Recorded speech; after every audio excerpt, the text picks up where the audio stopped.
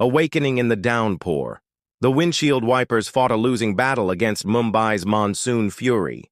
Vikram Singhania watched the water cascade down the bulletproof glass of his Bentley, creating abstract patterns that matched his mood, turbulent and gray. The 35-year-old tech magnate had just concluded another grueling board meeting where he'd announced yet another successful quarter for Vanguard Technologies. The company's stock had jumped 11 points by closing bell. He should have felt something.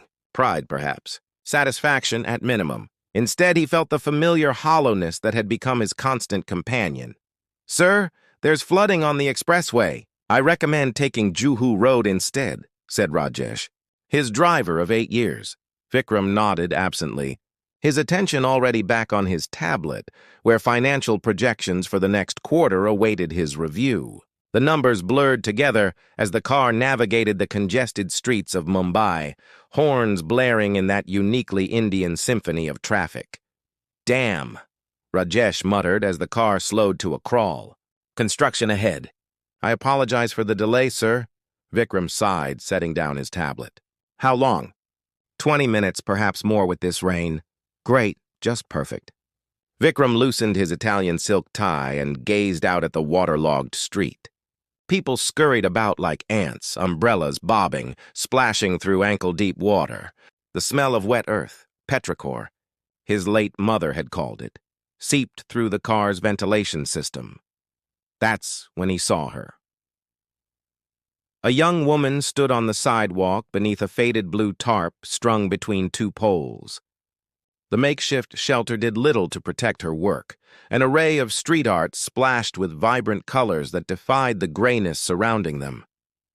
She wore a simple salwar kameez, her dupatta tied around her waist as she worked, seemingly oblivious to the occasional spray from passing vehicles.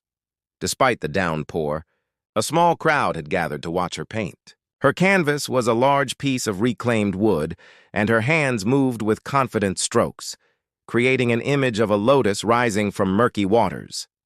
"Who is that?" Vikram found himself asking. Rajesh glanced in the direction of his gaze. "A street artist, sir. They come out during tourist season. This one has been here for months now." Something about her captivated Vikram. Perhaps it was the intensity of her focus, or the way she occasionally threw her head back in laughter at something a spectator said. Whatever it was, for the first time in months, Vikram felt curiosity stir within him. "Pull over," he commanded. Rajesh's eyebrows shot up in surprise, but he obediently steered the luxury vehicle to the curb. "Sir, it's pouring. Shall I get your umbrella?" "No need." Vikram stepped out, immediately feeling the rain soak through his tailored suit. The cool water against his skin was oddly refreshing after the sterile chill of air-conditioned boardrooms. He approached slowly, joining the small audience watching the artist work. Up close he could see her features more clearly, a heart-shaped face, determined eyes, and hands stained with a rainbow of colors. "You're ruining a very expensive suit," she said without looking up, her brush never faltering. Vikram blinked in surprise. "Excuse me?" "Your suit. Italian, right? Not meant for monsoon viewing of street art." Now she glanced up, and Vikram was struck by eyes the color of amber, bright with intelligence and something else, amusement, perhaps. "It's just fabric," he replied, surprising himself.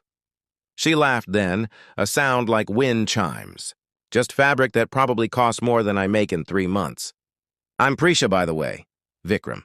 "Just Vikram? No surname with a prestigious lineage attached?" Her teasing tone held no malice. "Not today," he said, feeling something unexpected, a smile tugging at his lips. A car horn blared, reminding him of Rajesh waiting patiently.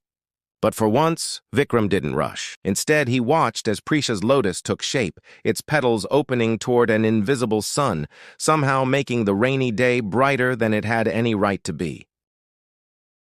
Patterns in the puddles, the painting of the lotus hung in Vikram's penthouse office, directly across from his desk. He'd purchased it impulsively that rainy afternoon, paying Prisha 5 times her asking price despite her protests. For 3 days now, he found his eyes drifting to it during conference calls and virtual meetings, the vibrant colors a stark contrast to the monochrome minimalism of his surroundings. Sir, the Jakarta investors are waiting in the conference room, his executive assistant, Divya, reminded him from the doorway. Vikram nodded, straightening his tie. And the donation to the Arts Foundation? Processed this morning, Divya confirmed, a hint of curiosity in her voice. Vikram had never shown interest in the arts before. Also, your brother called again. He says it's important. Vikram made a non-committal sound. His younger brother Rohan's important matters usually involved money or family gossip, neither of which interested him. Tell him I'll call back. The Jakarta meeting dragged interminably, and by late afternoon, Vikram found himself instructing Rajesh to drive toward Juhu Beach. He told himself it was coincidence that he merely wanted some air. But when they approached the blue tarp, now reinforced with bamboo supports after the previous day's downpour, Vikram knew he was lying to himself. Prisha wasn't alone today. A girl of about 8 sat beside her, working intently on a small canvas of her own. The child's tongue poked out in concentration, her resemblance to Prisha unmistakable in the determined set of her jaw. You came back, Prisha said without looking up, somehow sensing his presence. Today she wore a yellow kurta with small mirrors embroidered along the neckline, reflecting sunlight like scattered stars. The lotus looks different in my office, Vikram admitted. Contained. Now she looked up, studying him with those perceptive amber eyes. Art isn't meant to be contained. It's meant to breathe with whoever views it. She gestured to the child beside her. This is Anya, my niece. The girl glanced up shyly. Hello, suit man. Despite himself, Vikram laughed. Hello, artist in training. Anya stays with me while my sister works at the hospital, Prisha explained, wiping paint from her hands with a cloth. She's a nurse at Lilavati. Vikram nodded, suddenly acutely aware of how different their worlds were. He employed entire departments of people whose names he couldn't remember, while Prisha clearly knew the life story of everyone who passed her little corner of the street. Uncle Farhan, Anya suddenly exclaimed, waving enthusiastically at an elderly chai seller pushing his cart toward them. The old man smiled warmly, his weathered face crinkling like parchment. My princesses. And a new customer? The chai seller, Farhan, looked at Vikram with undisguised curiosity. This is Vikram, Prisha introduced. He bought my lotus painting. Farhan's eyes widened slightly as he took in Vikram's bespoke suit and handcrafted shoes. Ah, a man of taste. Then you must try my special cardamom chai on the house. Before Vikram could protest, a small clay cup was pressed into his hands, the aromatic steam rising between them. Prisha watched him expectantly, an amused smile playing on her lips. Vikram realized with a start that she was waiting to see if he would drink it or make an excuse. He sipped the chai.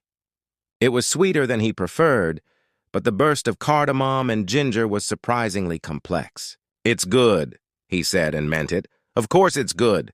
Farhan uncle makes the best chai in Mumbai, Anya declared proudly.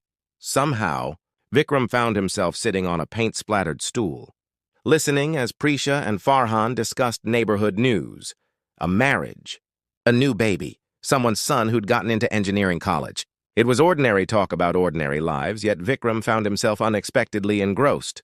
And what do you do by? Farhan asked innocently. He's the Vikram Singhania, Prisha answered before Vikram could respond. Of Vanguard Technologies. Vikram shot her a surprised look. She shrugged. I looked you up after you left. Hard to miss India's youngest tech billionaire. Farhan nearly dropped his ladle. Are bapre. And you're drinking my humble chai? Which is excellent, Vikram assured him, suddenly uncomfortable with the shift in atmosphere. He preferred being just Vikram, the man in the rain-soaked suit. Money doesn't make the man, Prisha said simply, returning to her painting. A scene of fishermen bringing in their catch at dawn. Actions do. Those words followed Vikram back to his penthouse that evening, echoing as he stared at the Mumbai skyline from his floor-to-ceiling windows. For the first time in years, he wondered what his actions said about him. Was he more than acquisitions and stock options? Had he ever been? Over the following weeks, Vikram found countless reasons to visit Prisha's corner of the city. He learned that she'd studied at an arts college for 2 years before dropping out to help support her sister and niece. that she loved monsoon season best because the world gets washed clean, that she had a talent for capturing people's essence in just a few brushstrokes, and somewhere between impromptu chai sessions with Farhan, helping Anya mix colors, and conversations that stretched into evening, Vikram realized something had shifted within him. The hollowness was receding, replaced by something warm and unfamiliar, something that felt dangerously like hope. Storm warnings. You've been distracted lately, observed Nikhil Mehta, Vikram's CFO and oldest friend, as they sat in Vanguard's executive dining room overlooking the Arabian Sea. The Singapore acquisition is proceeding as planned, Vikram finished, pushing away his barely touched lunch. The legal team has cleared all regulatory hurdles. Nikhil leaned forward, lowering his voice. That's not what I mean, and you know it. The board is starting to talk. You've missed 2 foundation galas, rescheduled the investors' retreat, and yesterday you left in the middle of the afternoon. This isn't like you. It wasn't like him, the old him. Vikram had built his reputation on ruthless dedication and an almost inhuman work ethic. Missing events for personal reasons was unprecedented.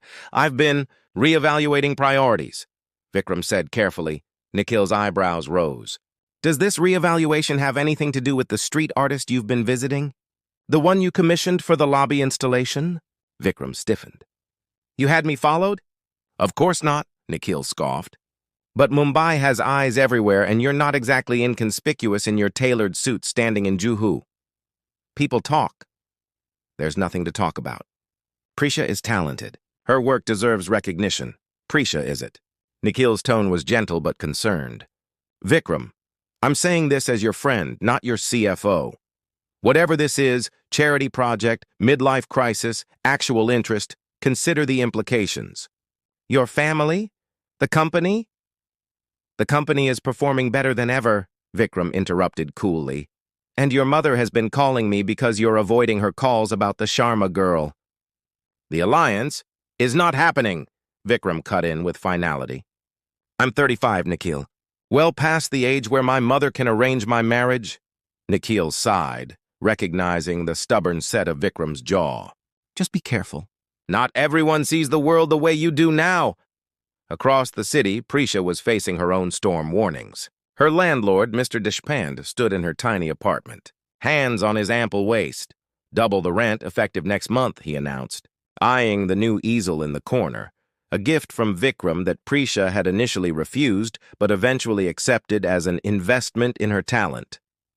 That's impossible, Prisha protested. The rent control laws don't apply when improvements have been made to the property, Deshpande countered smugly. And suddenly you have money for fancy art supplies.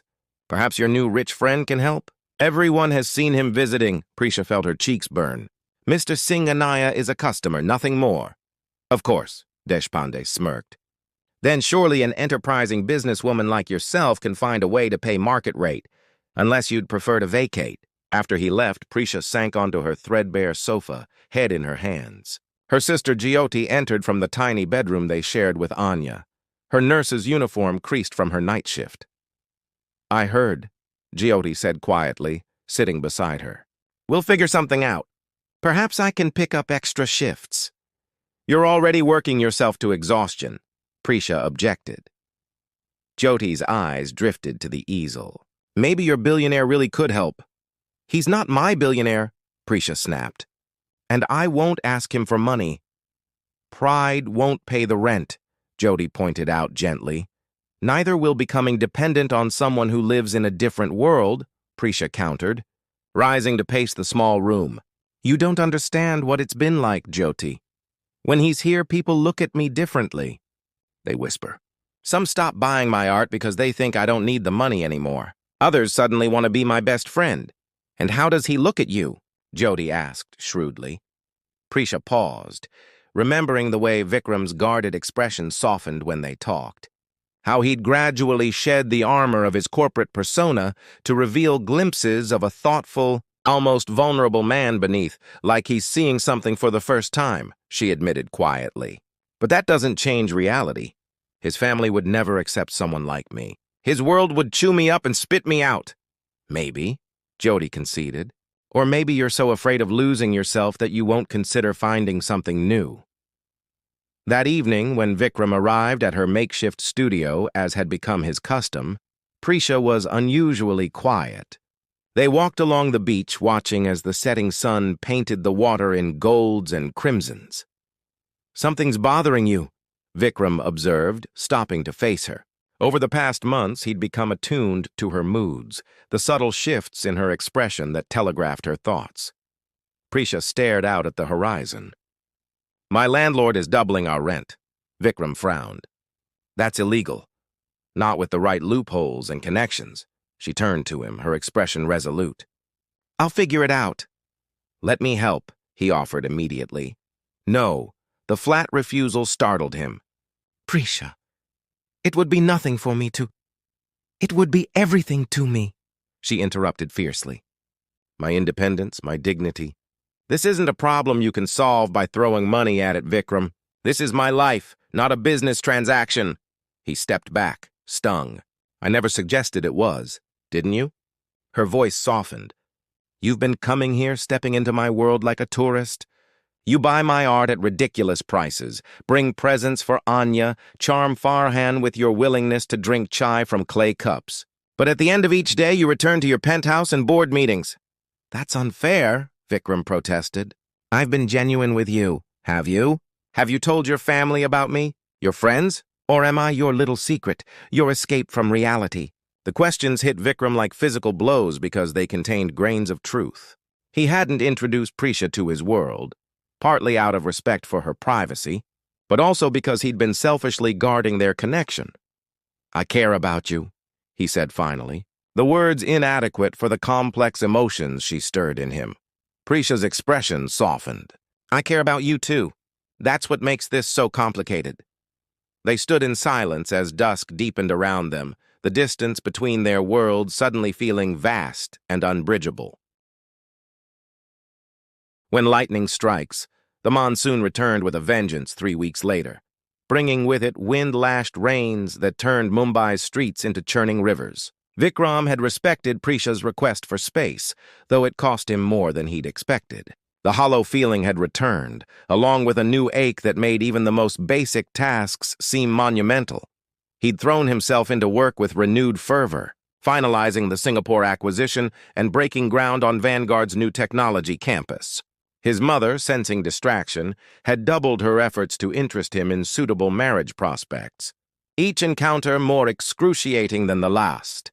"You need a wife who understands our world," she insisted during their weekly dinner. "Someone who can manage charity galas and bored spouses with equal aplomb." Vikram stared at his mother's immaculate dining room, at the servants hovering discreetly in corners, and felt suffocated by the weight of expectations. "I need someone real," he said finally. "Someone who sees me, not my bank account or family name." His mother's expression softened unexpectedly. "Like this artist girl?" "Oh, don't look so shocked, Beta. I have my sources." She reached across the table to pat his hand. "You think you're the first Singhania to fall for someone unexpected? Your father was meant to marry the Kapoor girl before he met me. A middle-class professor's daughter with unfashionable glasses and radical ideas." Vikram stared at his elegant socialite mother in disbelief. "You?" she smiled, a glimpse of the young woman she must have been. "People can surprise you if you let them, but they can also disappoint you if you expect them to be what they're not." Before Vikram could respond, his phone rang. "Rajesh, calling at an unusual hour." "Sir?" His driver's voice was urgent. "I just heard from my cousin who lives near Juhu. There's severe flooding in the area. The coastal road has been washed out, and several buildings are at risk, including—" He hesitated. "Including what?" Vikram demanded, already rising from his chair. "The artist neighborhood, sir. The older tenements near the market." Vikram's blood ran cold. "Get the car, now!" "The roads are impassable," Rajesh protested. "The authorities have issued warnings to stay indoors." "Then we'll find another way," Vikram snapped, already heading for the door. "Call Siddharth and have him prepare the helicopter." His mother followed him to the foyer. "Vikram, what are you doing?" "What I should have done weeks ago," he replied, grabbing a raincoat. being honest about what matters. The company helicopter battled treacherous winds to deposit Vikram at the nearest functioning landing pad, the roof of Lilavati Hospital. From there, he waded through knee-deep water, following emergency workers who were evacuating residents from the most severely affected areas. Prisha's building stood in a particularly vulnerable location, where two streets converged to funnel runoff directly toward its foundation. As Vikram approached, he saw with horror that the ground floor was already submerged, debris slamming against the structure with each surge of water. Emergency workers had established a perimeter, directing evacuees to higher ground. Vikram pushed through the crowd, scanning frantically for Prisha's familiar face. "Sir, you can't go there!" A rescue worker called as Vikram attempted to move past the barricade. "My friends are in there!" Vikram shouted over the storm. "The Dawes family. A woman and her sister and niece." The worker's expression turned grave. "Third floor? We got the child and one woman out an hour ago. The other went back in for an elderly neighbor." Vikram's heart stuttered. "And she hasn't come out?" "The stairwell collapsed 10 minutes ago. We're waiting for additional equipment to—" Vikram didn't hear the rest. He was already pushing past, wading into the churning water before anyone could stop him. "Are you mad?" Someone shouted behind him. Perhaps he was. But the thought of Prisha trapped inside, of never telling her what she'd awakened in him, was more terrifying than any physical danger. The current nearly knocked him off his feet as he fought his way to the building's entrance. Inside, the lobby was a scene of destruction, furniture floating like shipwrecks, electrical wires dangling ominously. Vikram called Prisha's name, straining to hear any response over the storm's fury. A faint cry answered from above. Vikram located the remains of the stairwell, half collapsed, but still partially intact on one side. He climbed carefully, testing each step before trusting his weight to it. On the second-floor landing, he found them, Prisha supporting an elderly man who appeared to be unconscious, both trapped by fallen debris blocking their path. "Vikram?" Prisha's eyes widened in disbelief. "What are you doing here?" "Looking for you," he answered simply, already moving to help clear the debris. "Are you hurt?" "No, but Mr. Sharma needs medical attention. His heart—" She broke off as the building shuddered ominously. Working together, they managed to clear enough space to maneuver the elderly man through. Vikram took the man's weight, and they began the precarious descent. Each step threatened to give way beneath them, the water below rising steadily. They had nearly reached the ground floor when a tremendous crack sounded above them. Vikram looked up to see a section of ceiling breaking free. Without thinking, he shoved Prisha and Mr. Sharma forward, out of the path of the falling debris. The impact caught him across the shoulders, driving him to his knees. "Vikram!" Prisha screamed, wading back toward him. Pain lanced through his left arm, but he forced himself upright. "I'm all right." "Keep going." Somehow they made it outside, where emergency workers immediately took charge of Mr. Sharma. A medic approached Vikram, noting his injured arm, but he waved them away. "Help the others first." Prisha stood before him, soaked to the skin, eyes blazing with a mixture of fury and something else entirely. "You could have been killed." "Why would you do something so stupid?" "Because I love you," Vikram answered, the truth breaking free as simply as sunrise. "Because nothing makes sense without you. Because you taught me to see beauty in the storm." For a moment, Prisha just stared at him, rain streaming down her face. Then she was in his arms, her fingers tracing his face as if to memorize it by touch. "You infuriating, wonderful man," she whispered. "Don't you know I've been half in love with you since you ruined that ridiculous suit in the rain?" Around them, the storm continued to rage, but Vikram barely noticed. In Prisha's eyes, he had found shelter from a different kind of storm, the emptiness that had threatened to consume him before she painted color back into his world. After the deluge 6 months later, Vikram stood in the center of the newly opened Vanguard Community Arts Center, watching as students of all ages filtered into studios equipped with everything from traditional easels to digital design technology. The building, formerly an abandoned textile factory, had been transformed into a light-filled haven for creative expression, with subsidized housing for artists on the upper floors. "The enrollment for next term is already full," announced Jyoti, who had taken on the role of administrative director alongside her part-time nursing work. And we've received 3 more corporate sponsorships. Vikram nodded, pleased but not surprised. The center had quickly become one of Mumbai's most talked-about social initiatives, attracting support from businesses eager to associate with its success. "And how's our resident artist-in-chief?" he asked, glancing toward the largest studio where Prisha conducted master classes twice weekly. Jyoti smiled knowingly, still arguing with the contractors about the rooftop garden design. "She's determined to incorporate a lotus pond." Of course she was. Vikram made his way through the building, exchanging greetings with students and teachers alike. Many were from the neighborhood that had been so devastated by the floods, an area that was now rebuilding with assistance from a foundation Vikram had established for disaster resilience. He found Prisha on the rooftop, gesturing animatedly as she explained her vision to a bemused landscape architect. She wore paint-splattered jeans and one of his shirts, rolled up at the sleeves, her hair caught up in a careless knot. She had never looked more beautiful. "The lotus needs to be central," she was insisting. "It's symbolic of rising from the mud to find light." "It's also symbolic of you being the most stubborn woman in Mumbai," Vikram commented, approaching from behind to slip an arm around her waist. Prisha leaned back against him, unperturbed. "You love my stubbornness. It's what got us here." The architect seized the opportunity to escape, promising to return with revised plans. When they were alone, Prisha turned in Vikram's embrace to study his face with her artist's eye. "You look tired," she observed. "Board meeting?" "Family dinner," Vikram corrected with a wry smile. "My mother has officially given up on arranging my marriage and moved on to planning our wedding instead. She and Anya spent 2 hours discussing flower arrangements." Prisha groaned. "I told her simple is better." "Nothing about the Singhania family is simple, I'm afraid." Vikram brushed a strand of hair from her face. "Just as nothing about loving an artist is simple." Their journey hadn't been without obstacles. Vikram's extended family had been predictably scandalized by his relationship with a common street painter. The business world had buzzed with speculation about his motives and her ambitions. Even Prisha's community had been divided, some accusing her of abandoning her roots. But they had weathered each storm together, finding strength in the very differences that might have separated them. Prisha had taught Vikram to see beauty in imperfection, to value authenticity over appearance.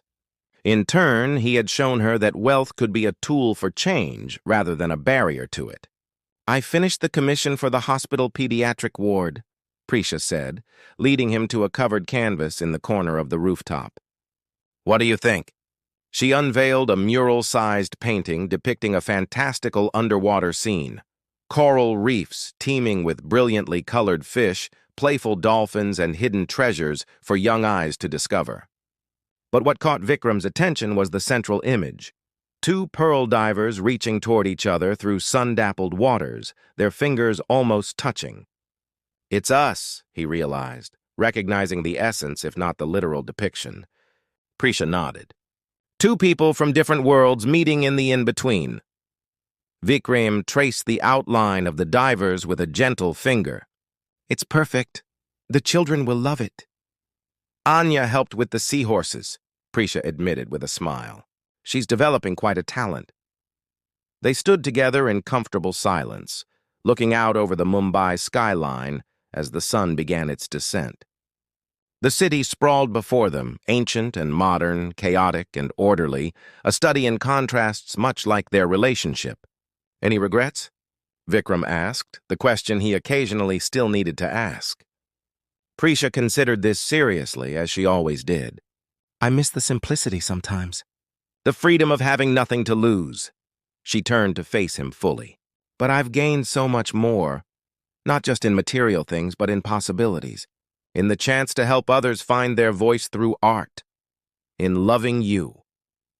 Vikram pulled her close, breathing in the familiar scent of paint and jasmine. "You know, that first day in the rain, when you sold me that lotus painting, you told me that art isn't meant to be contained." "I remember," she murmured against his chest. "I think that's true of love as well," Vikram continued. It can't be contained by differences in background or wealth or expectations. It finds its own path like water. Prisha laughed softly. When did you become a poet? When a flower girl in the rain taught a billionaire how to see the world in color again, he answered, lowering his lips to hers as the last golden light of day wrapped around them like a blessing. Below them, Mumbai pulsed with life, its streets and alleys, mansions and tenements, all part of the same vibrant canvas. And in a penthouse office across the city, a painting of a lotus still hung on the wall, a reminder of awakening, of transformation, and of the unexpected joy that comes when we slow down enough to truly see one another.